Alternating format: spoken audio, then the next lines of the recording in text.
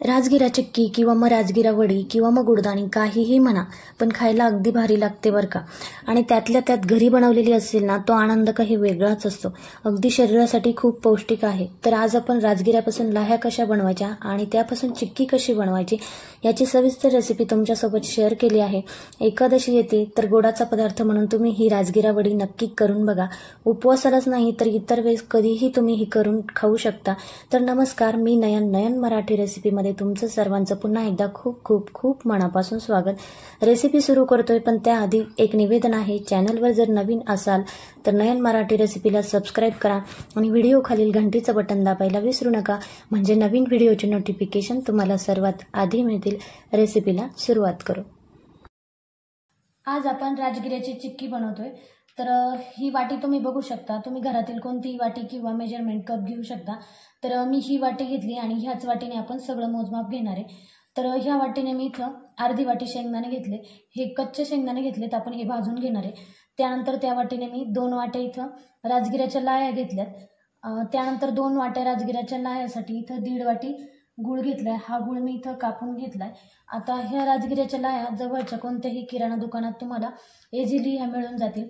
आता मी ह्या घरी तयार केल्या. बघू शकता, अशा पॅकेटमध्ये आपल्याला राजगिरा मिळतो, त्यापासून ह्या लाह्या तयार केल्या. तर राजगिऱ्यापासून लाह्या कशा बनवायच्या हे मी तुम्हाला दाखवणार आहे. राजगिऱ्यापासून लाह्या बनवण्यासाठी मी इथं एक कढई गरम करायला ठेवली. तर ही कढई चांगली तापवून घ्यायची आणि कढई तापली की त्यात आपल्याला ह्या लाह्या घालायच्या. अगदी थोड्या थोड्या, एवढ्या मी घातल्या एवढ्याच लाह्या यात घालायच्या, म्हणजे त्या व्यवस्थित फुटल्या जातात. आणि एक कॉटनचा कपडा घेऊन असं दाबत दाबत आपल्याला ह्या लाह्या तयार करून घ्यायच्या. आणि हे करत असताना गॅसची फ्लेम मोठीच ठेवायची. आणि अशा उडायला लागल्या की मग गॅस आपल्याला बारीक करायचा आहे.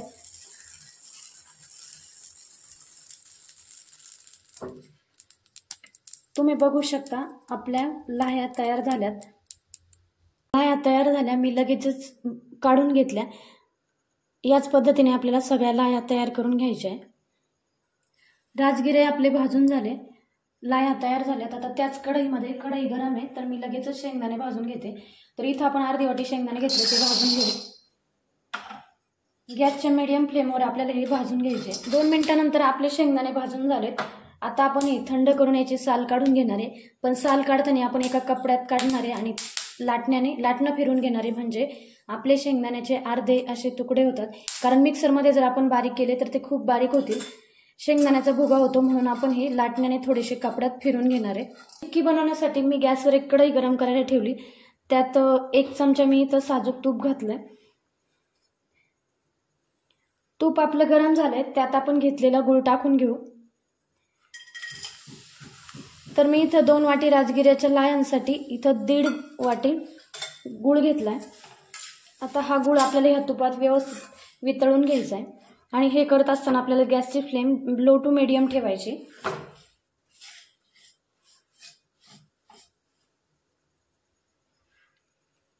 एक मिनिटानंतर आपला गूळ बऱ्यापैकी वितळलाय. त्यात आपण थोडंसं पाणी घालणार आहे, अगदी पोह्याचा 1 चमचा. खूप जास्त पाणी यात घालायचं नाही आपल्याला. आणि गूळ आपल्याला सतत हलवत हा वितळून घ्यायचा आहे, म्हणजे गुळाचा कलर जास्त डार्क होत नाही आणि तो व्यवस्थित शिजल्याही जातो, म्हणून आपल्याला याला सतत हलवून घ्यायचं आहे. 2 ते 3 मिनिटानंतर आपल्या गुळाला छान उकळी आली, म्हणजे तो असा फसफसू लागला. आपण एकदा चेक करून बघू. तर गूळ कसा चेक करायचा त्यासाठी मी थोडंसं पाणी इथं वाटीत घेतलंय. त्यात आपण थोडंसं गूळ टाकून बघणार आहे. थोडासा 1 सेकंद सेट होऊ द्यायचा आणि नंतर हा गूळ आपल्याला चेक करून बघायचा आहे. गुळाची गोळी तयार होते, पण ती गोळी चिकट आहे, त्याच्यामुळं अजून हा गूळ आपला तयार झालेला नाही आहे, म्हणजेच तो शिजलेला नाही आहे. अजून 1 ते 1.5 मिनिटं आपण याला शिजवून घेणार आहे. गूळ व्यवस्थित शिजला की आपली चिक्की चिवट होत नाही.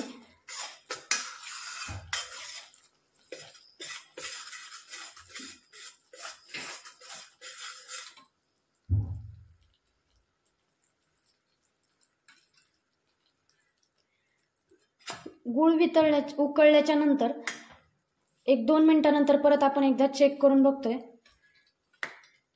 तर त्यासाठी मी ह्या वाटीमध्ये पाणी घेतले आणि थोडासा गुळ आपण यात टाकतोय. थोडासा सेट झाला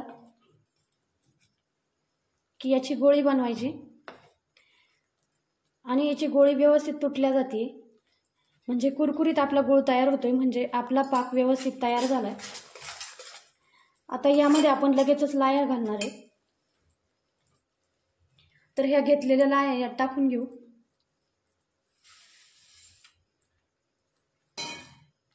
आणि घेतलेले शेंगदाणे यात टाकून घेऊ. अगदी थोडेसे शेंगदाणे मी इथे शिल्लक ठेवलेत. आता हे लगेचच आपल्याला मिक्स करून घ्यायचं आहे.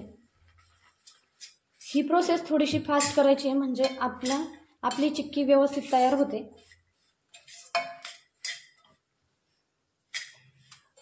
आता हे पटपट आपल्याला मिक्स. आता लगेचच आपण ही चिक्की पोळपाटावर टाकून घेतोय. तर पोळपाटाला मी आधी तूप लावून घेतलं होतं. सगळी चिक्की आपण याच पद्धतीने काढून घेतोय. ही चिक्की आपण पोळपाटावर काढून घेतली. आता हे मिश्रण खूप गरम आहे, तर मी एक फुलपात्र घेतलं आणि ते थंड पाण्यात बुडवून असं या पद्धतीने आपल्याला चिक्की सेट करून घ्यायची आहे.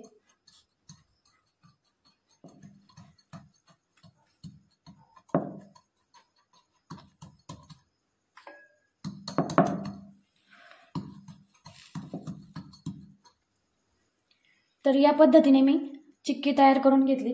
तुम्हाला जर फुलपात्राने किंवा एखाद्या ग्लासाने शक्य नसेल तर लाटण्याला तूप लावून घ्या आणि व्यवस्थित असं फिरवून घ्यायचं.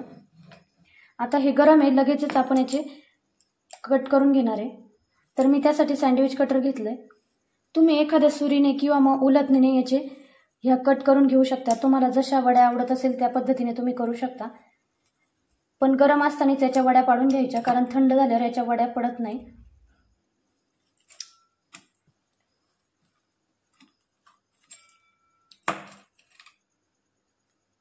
पद्धतीने आपली राजगिऱ्याची चिक्की तयार झाली.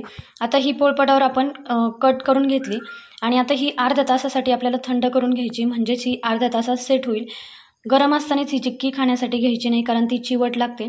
थंड झाली की ती व्यवस्थित कट होते आणि कुरकुरीत अशी आपली चिक्की तयार होते. तर आपण अर्ध्या तासासाठी सेट करायला ठेवतोय. अर्ध्या तासासाठी आपण चिक्की सेट करायला म्हणजेच थंड होण्यासाठी ठेवली होती. तर अर्धा तास झालाय. आता आपण एक चिक्की काढून बघू.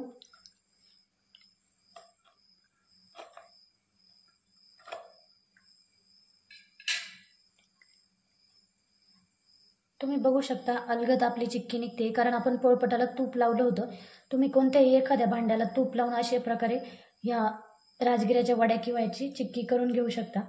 तर याच पद्धतीने आपण सगळ्या वड्या काढून घेणार आहे.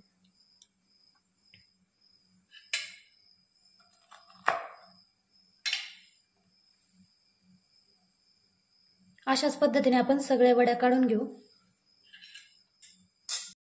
या पद्धतीने आपली राजगिरा वडी म्हणजेच राजगिरा चिक्की तयार झाली. इतर वेळेस आपण मार्केटमधून आणतच असतो, पण एकदा घरी बनवून बघा, अगदी पहिल्या प्रयत्नात जमेल इतकी ती सोपी आहे. व्हिडिओमध्ये काही छोट्या छोट्या टिप्स दिल्या आहेत, त्या नक्की फॉलो करा आणि रेसिपी आवडली तर एक लाईक करायला विसरू नका. लवकरच भेटूया एका नवीन रेसिपीमध्ये, पण तोपर्यंत सर्वांना आषाढी एकादशीच्या खूप साऱ्या शुभेच्छा. रामकृष्ण हरी.